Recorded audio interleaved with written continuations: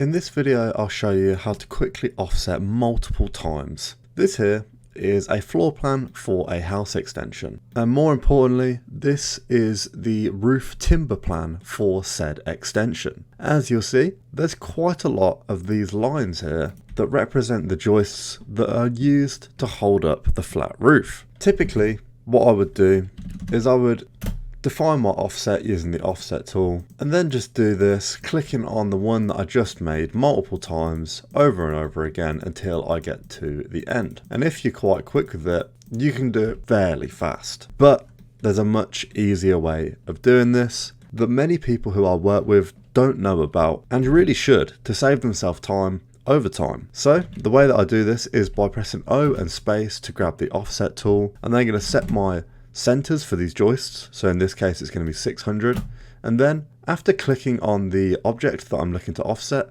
I'm going to choose the direction that I want to offset in. So if I pull it down, it's going to come down and off the roof in this case. So obviously I want to bring it up, and then before I click and actually create my joist, you'll see at the bottom here in the command line we have the command multiple. Now you can just click this, or you can press M and spacebar, and then it's just a game of tapping the mouse button as fast as you can until all of the lines have been offset. If you found this helpful, make sure to drop me a sub. It puts happy chemicals in my brain.